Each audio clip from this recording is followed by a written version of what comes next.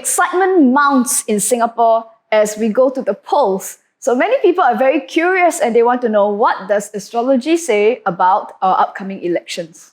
Singapore's elections begin on the 10th of July on 2020. Now, with all this excitement and news coverage about all the various parties, the candidates and the campaigns, now it's very natural that everybody's getting excited about the comings and the goings on. And of course, I've been asked by so many people, what does astrology say about this upcoming election? Does it say who's going to win and so on and so forth?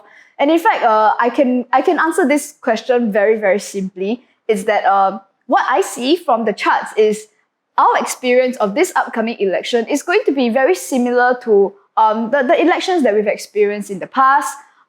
Naturally, there will be a lot of excitement. There's a roller coaster in terms of the drama, things that are discussed. And I think a lot of these issues that tend to show up a lot during the election.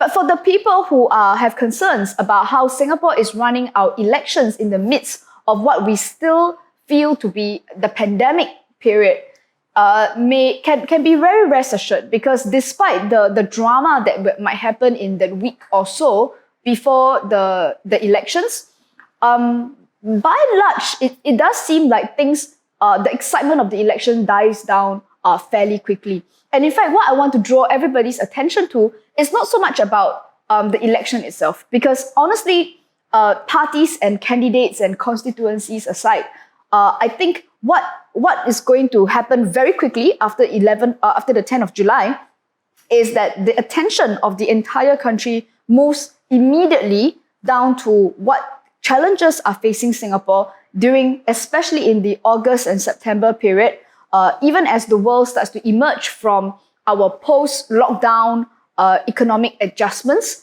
I think the world is going to very quickly see how this aftermath is going to play out. Even as Singapore has put out our safeguards, the 4 budgets that were put up, it's like a wall that could potentially protect Singapore against the upcoming tsunami, which I've spoken about in all my previous webinars.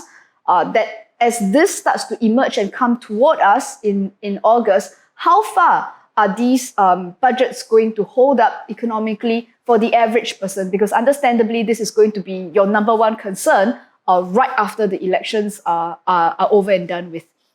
And so, and of course, what most of the electorate is going to be looking forward to is how that new leadership is going to guide Singapore with regard to moving the entire economy into a new sphere. Those of you who have watched the webinars know I've spoken extensively about how we are moving from the earth to the air era.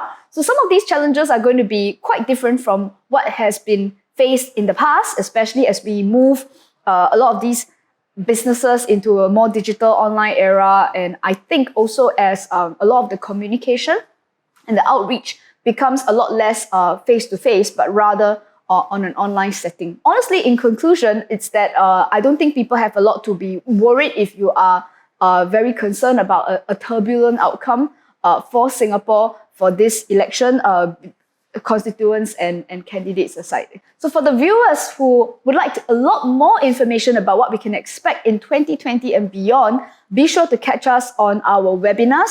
They are streamed free and live on Facebook. What you can do is just go like my Facebook Maysim page and join us on our monthly webinars where we give you a lot more insights about what you can expect for this period.